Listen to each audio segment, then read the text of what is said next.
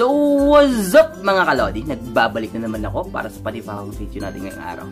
So, pala yung video na gagawin natin ngayong araw is magbibigay ako ng tip para labanan ay yung homesick.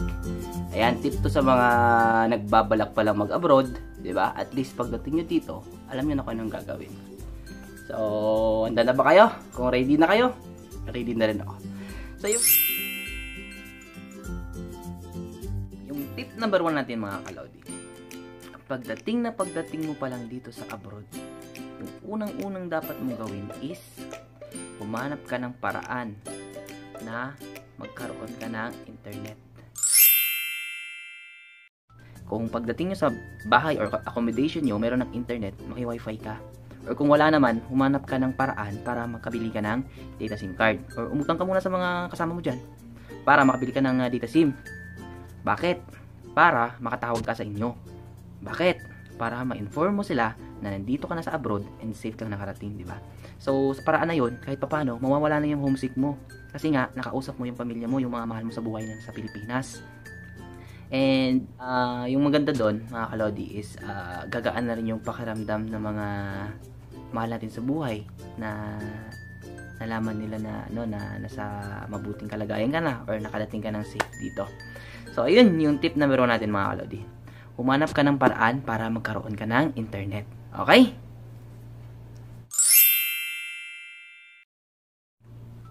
Okay. Tip number 2. Bali yung tip number 2 natin is diba may data ka na. So, di pa rin. Medyo homesick ka pa rin. So, yung gagawin mo, maghanap ka ng mga bagay na makapag lilibangan mo. For example, kagaya ko, nanonood ako ng mga Korean novelas, di ba? Opa! Oh, hell no! Yan, addict na addict ako dyan sa mga Korean novelas. Oo. Maganda kasi yung mga drama nila. Comedy, saka mga drama. And isa pa, ginagawa ko, pagka nagsasawa na rin ako manood ng mga movies or mga Korean novelas, ginagawa ko, naglalaro ako through gaming. Kasi nag-addict din ako sa paglalaro. Pero mga kalodi, lahat ng sobra is bawal. Kaya limitahan din natin yung sobrang paglalaro, di ba? So, ayan mga kalodi. So, yung tip number 2 natin is umanap kayo ng bagay na makapaglilibangan nyo. Or like manood ng mga movies or maglaro. Okay? So, tip number 3 tayo mga kalodi. So, yung tip number 3 ko para malabanan natin yung homesick is ano yung ginagawa ko? Pinakapaborito ko, ang kumain. So, bale, kung magaling kang magluto, sige, umanap kayo ng mga lulutuin nyo, yung masarap. Para kahit papano, mawala yung homesick natin. Or, treat nyo yung self nyo. Pumunta kayo sa mga fast food chain, yung mga, mga Filipino restaurant. Yun, at least kahit papano, makakalimutan natin yung homesick, di ba? Kasi masarap yung kinakain natin. Di ba? Ayos na mga kalodi. So, ayan na. Yung tip number 3 natin.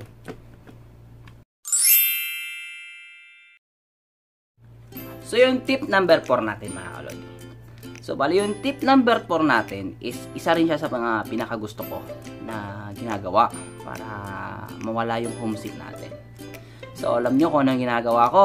Nagko-concert ako dito sa loob ng bahay namin. Oo, nagko-concert kami. Nagko-concert ako. Kasi nga, ginagawa namin, nagbi-video okay kami dito. So, ayun.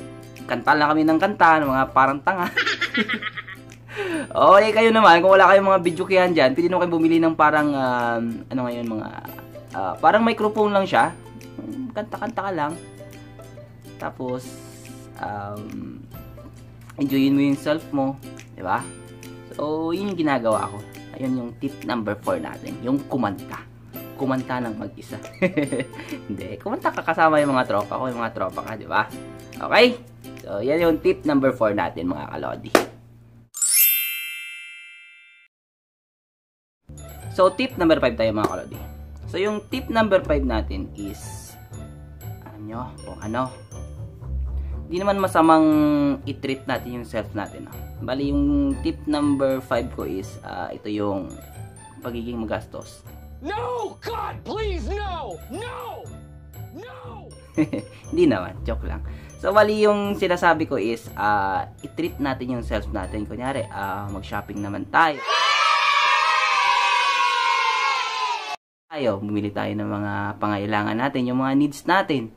Kunyari, magandang damit, di ba? Kasi may pera na rin tayo at bagong sahod. Pagka bagong sahod, magtira kayo ng kahit konti, yung para sa self nyo, bago ipadala yung lahat ng sahod natin.